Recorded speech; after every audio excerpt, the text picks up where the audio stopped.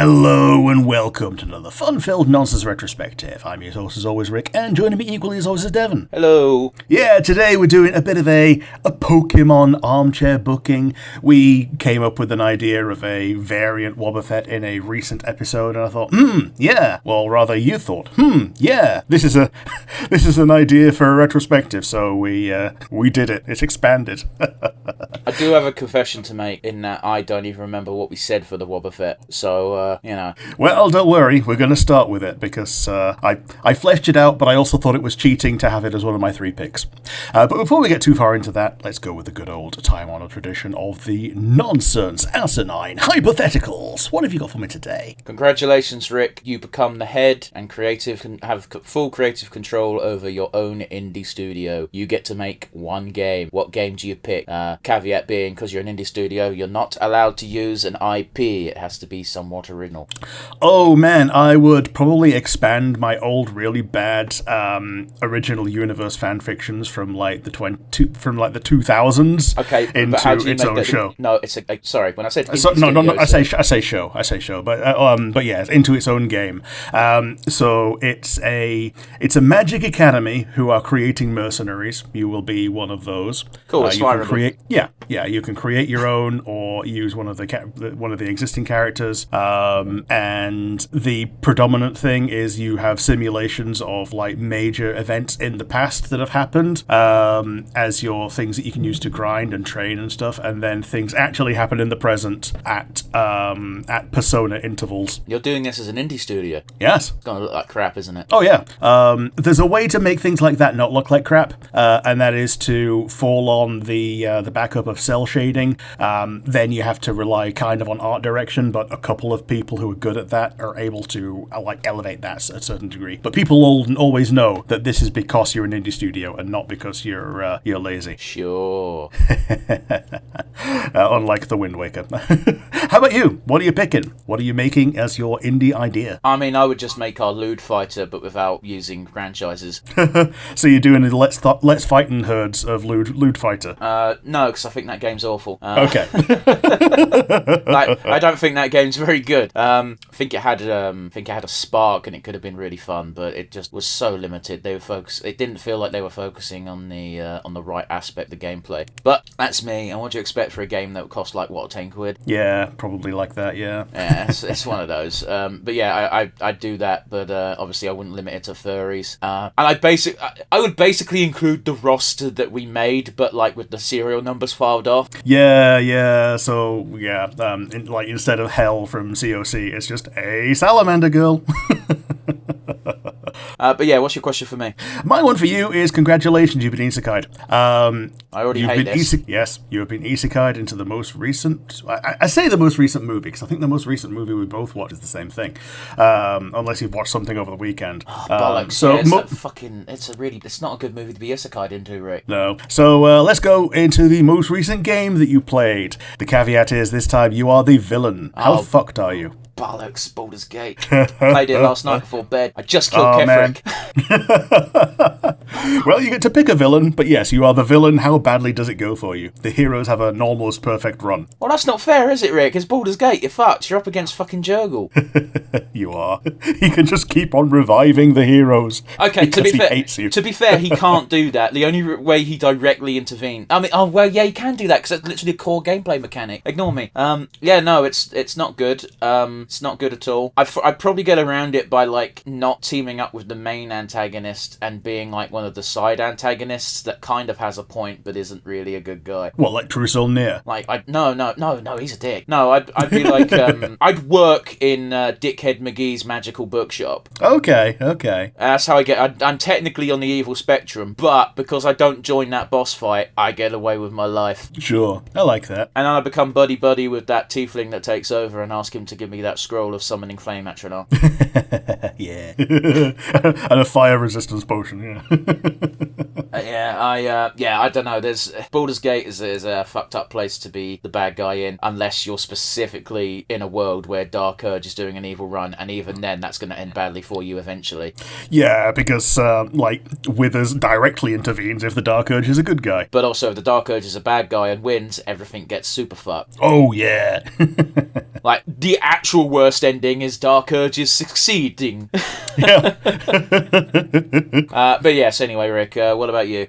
Well, I played Elden Ring last night, and, well, let's just say the final boss is imprisoned in an area that only the player character can get to, so either the player character fails and you're still stuck there forever, or the player character gets there and kills you, so I'm proper fucked. All the things that the final boss has done successfully is in the past. It's like Gwyn. I mean, like, everything he did right was in the past, or wrong, depending on your point of view, i.e. most people would say it's wrong. It's easy to say that when you know everything. Yeah. Obviously, Gwyn did know everything, and also he may or may not have been manipulated by one of the Dark Eater people. Yeah, the serpents and all that, yeah. Yeah. But yeah, Gwyn succeeded at things, but everything he succeeded at ended up fucking the world. And yeah, the Elden Ring boss kind of does the same, but I think they actively wanted to make things worse and make things better for themselves. I mean, okay. I can't comment. I don't like Elden Ring. Yep. But yes, we're going to start with, well, normally I throw it over to you, but what we're going to start with is the Wobbuffet that we started with. The idea of this is that the main body is entirely a decoy. The tail, which is already part of regular Wobbuffet, already has eyes on it, is the actual Pokemon, and the gimmick here is that it has Mimikyu's disguise ability, so the inflatable Wobbuffet body is a disguise/type thing that breaks once it's hit once, and is otherwise a glass cannon rather than being a defensive, like, super wall that works around counters. Right. I mean, isn't the theory that the tail is the regular part anyway? Yeah, except that the body can talk. Yeah, the anime does throw a bit of a wrench in that, doesn't it? Yeah, if it weren't for the anime, then yeah, people would just do that and just say, oh yeah, the tail is the creature and the body is there as a decoy.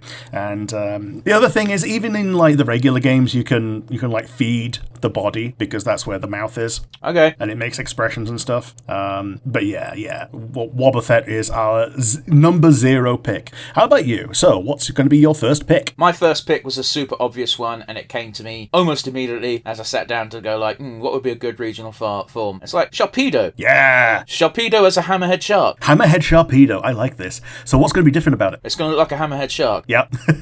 Wouldn't it be great if that was the extent of my changes? Yeah, I kind of like silly. I like it. I'm gonna change its typing from dark water to dark electric because, okay, and I'll tell you why. It's a very fascinating thing. Where now I don't know if this information is accurate because I'm going based off information that I found out when I was 12. So and I've done no further research. This could be bollocks. But the scientific theory as to why hammerhead sharks have a hammerhead shape is it aids them in locating things, and it's kind of like it's not a one-to-one parallel or anything, but it's like an electronic pulse. Okay. Obviously, it's not literally. It's what they compare it to for a children's book to make it easier to understand complex biological mechanisms. So that's my logic of turning it to dark electric as opposed to electric water or just taking away anything else really. Dark electric is also a fun type because as far as I'm aware, there's only one other Pokemon that has that typing. I can't even remember what it is. Morpeko. You should know. It's fucking Marnie's signature Pokemon for a while. It is, but also, of the Pika clones, it's not even the best one in that decade.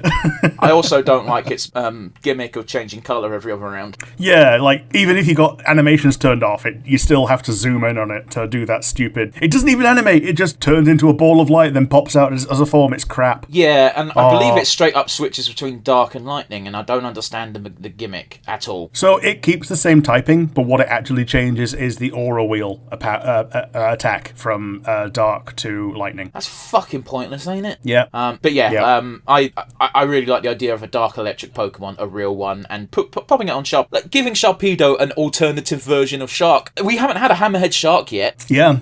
I considered doing some kind of land shark or like turning Garchomp into the other forms of dominance. You know what? Yeah, I don't really think about it that often, but you're right. Garchomp is very sharky. Yeah, Garchomp is like literally a land shark. I thought about making it into like a flying water one that could do sea and air, whereas the regular Garchomp does the land. I see. He even is a hammerhead. He's got those things on its head. Yeah, so the reason why there's no Garchomps in this world because they had a converging evolution point with Sharpedos. Yeah. I don't know, I'm just fucking spitballing here. But yeah, I thought it was a fun idea, needed to get it out there. This isn't my only fish idea because fish are fun like that. There's a fucking moth flying around my screen, so if people hear weird clapping noises, it's me trying to kill it. But yes, Rick, what's your first real pick? Well, I think we're overdue another Wonder Guard user, and we're definitely overdue some Jinx love. No, we're not. No one likes Jinx. Okay. However, all of the other counterparts to Jinx have gotten something out of it, like Mr. Mime got Mr. Rhyme, Electabuzz and Magmar got evolutions at the same time. But I'm thinking Jinx could just have a really cool regional variant. I'm thinking Ice Ghost.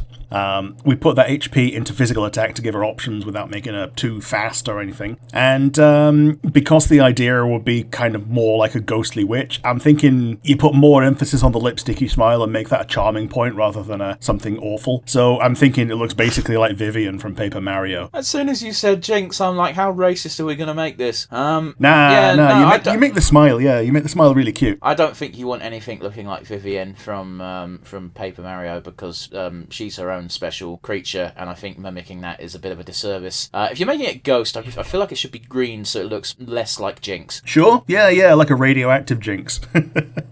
But yeah. So I leaned into Jinx being, something like a curse, and thought, witches with ghosts. Okay, Wonder Guard, cool. And, I don't know. I'm not into Pokemon nearly as much as you are. At least not the mechanical gameplay side of things. I don't know what the fuck Wonder Guard does, Rick. It's the thing where you can't hit it at all unless you hit it super effective. But to balance it, it's got 1 HP. Oh, so it's the thing Shid Ninja's got. Yeah, Shid Ninja. Right, yeah. We don't need more of those. I like it though. I like it as a mechanic. Yeah, of course you do. Of course you do, Rick. You're an arsehole. Yeah. It also shares the ghost typing with Shid Ninja, so that's 2 Wonder Guard things that have a couple of the same weaknesses in like Dark and Ghost. But yes, what's your number 2? My number 2 is a Beedrill. Beedrill, yeah. This one was a pretty simple one. There are countless, almost, ground-dwelling wasps. Wasps that make their hives underground. So, of course, I want to make a ground bug-type Pokemon, but I want to make a cool one. I don't want another Wormidian. Yeah, so a Beedrill that actually drills. An excavating Beedrill. I mean, if you like. I don't know what I'd change design-wise. I think making it bulkier, making it kind of look like an Exadrill, but keeping it looking Beedrillish instead of a mole. Sure, yeah, so like the tail is like embedded in the ground and the arms are there to excavate stuff. I'm just thinking of a chunky Beedrill, if I'm being honest. Sure, yeah. I'm digging it. Digging. Very good. Do you want a medal? Yes. Is it chocolate? No, I'm not giving you anything, Rick. You don't deserve a medal. That was my point.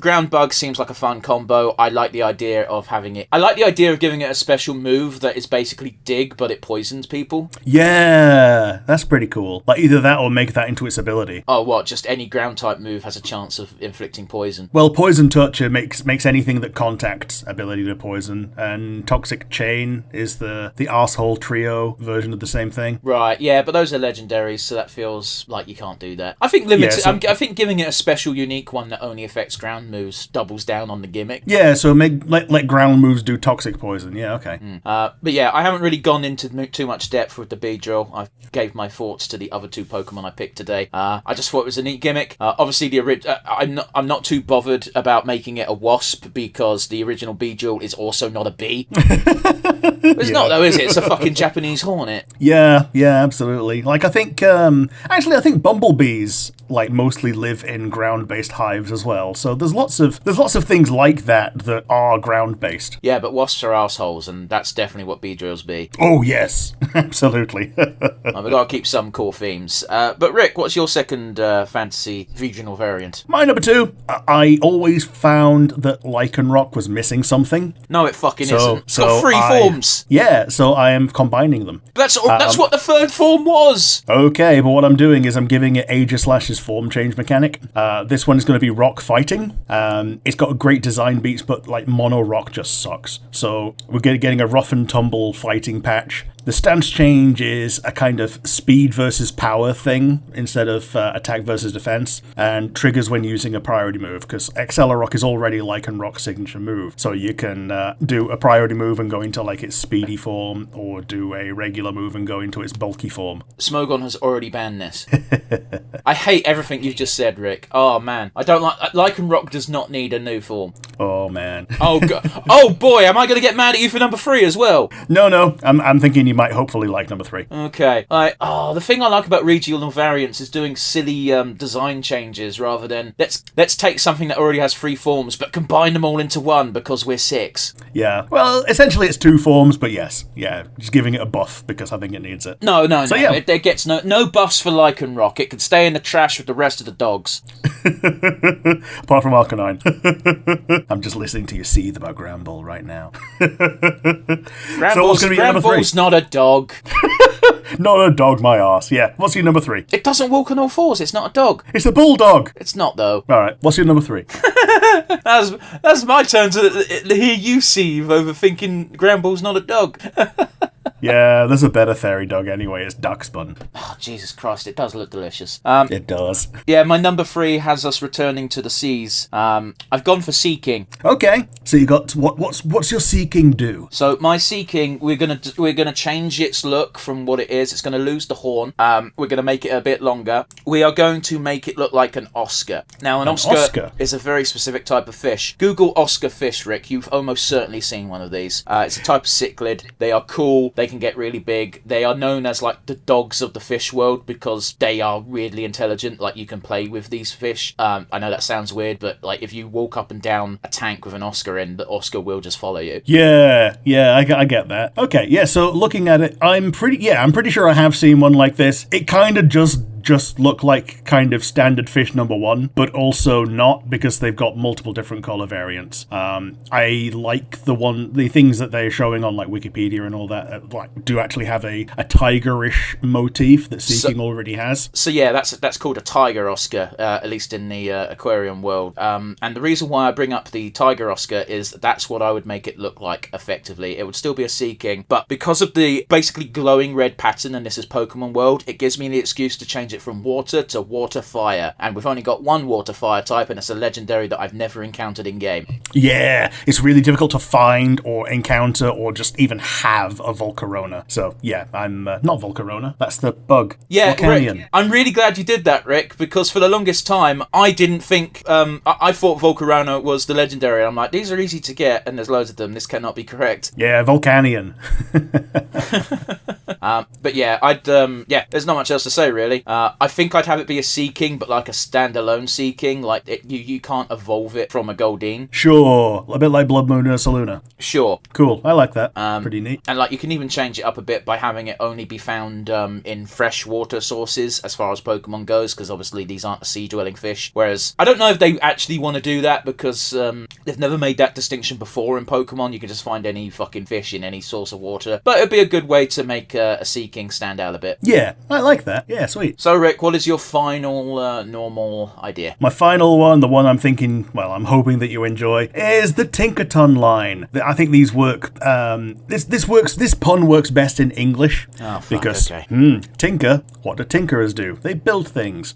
I'm thinking it's going to be an electric type inventor. So instead of making the hammer, they make gadgets, and the gadgets just get better as it ranks up. The Paldean one's hammer is obviously an iconic thing about it. So yeah, I'm going to have it like diverge slightly. It has the same sprite or whatever, but you either have like levitate or steam engine or power of alchemy, sciencey things. Mono electric is very good, but I do kind of like the idea of still keeping the steel part that the Tinker line has. So you're not just changing any design elements? I'm keeping the main body kind of the same, and instead of the hammer, it builds gadgets. Okay, but be more specific, because gadgets is an all-encompassing word and could be fucking anything.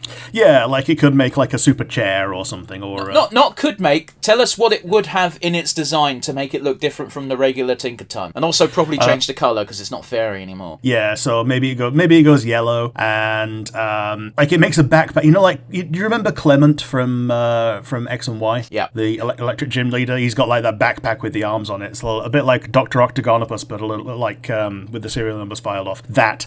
Okay. And what, it would just become a bigger backpack as it evolves? Yeah, so the backpack has one arm, then two arms, then like maybe four arms. So it's like a discount Metagross, but it's still piloted by a tinker. Okay. It's not the worst thing in the world, but I have two big issues with it. One, like, Steel Electric is not that unique. It's not. And two, that was 2 generations ago. It doesn't need a regional form yet. 1 generation ago. 2. Tinkerton. Last generation was Scarlet and Scarvio. It came before Sword and Shield, wasn't it? No, it came in Scarvio. Tinkerton came in... Yeah, it did. No. Yes.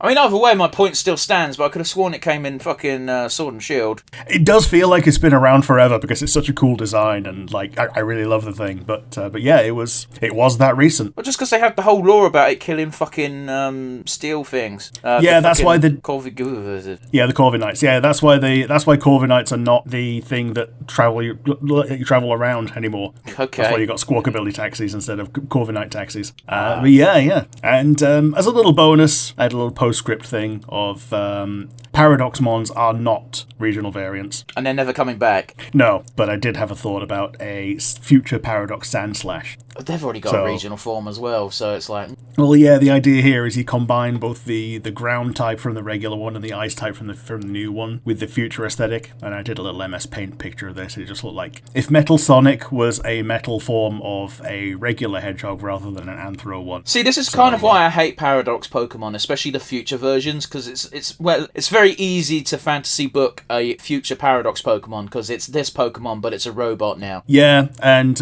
if there's multiple things to pull from, they can do both of those. Like Roaring Moon takes cues from both regular Salamence and Mega Salamence, and Iron Valiant takes cues from both Gallade and Gardevoir. I think the future ones are more guilty of that in general. Well, again, the past ones, the future ones, they literally they could put it in an... I'm not saying they did this, obviously. They could put it in an AI and say, make this a robot, and then done, new Pokemon. Yeah, I get you. Whereas, I don't think they did a significant job on the past versions. Like, the Jigglypuff is just a Jigglypuff with a mullet. Yeah, and massive. I think the Sandy Shocks one was a bit more interesting, because it's like you got sand pouring out of them, but even then, it's like, it looks kind of crap, doesn't it? Yeah, they got iron filings sticking to all the magnets, and two of their magnets are massive, and they turn them into legs. Yeah, I mean, it's an interesting idea. I just think it could have been executed a bit better. Yeah, I also like the idea that because the world back then was more primitive, they just didn't evolve into Magnezones. They just stayed as like better Magnetons. Well, Magnezone came into what, Gen 4? Or was it Gen 5? Yeah, Gen 4, yeah. So it's like, we had 3 generations of no Magnezones anyway. You don't need to handwave that. Yeah, but yes, I think it would be silly to ask which ones we liked of each other's, so let's go straight into the wind down. If you like the video, you got the comment section down below on YouTube. Tell us about your personal favourite Fakemon that are regional forms, hopefully your own designs and things like that. And if you don't have the comment section, you instead can send an email to nonsensereviewuk@gmail.com. Yep, that's right. Let us know your ideas, your suggestions, and, just witty, fun comments. Bear in mind, we'll probably do more of these in the future, and hopefully I won't be seething at Rick quite as much. Bye, everybody. See you next week, guys.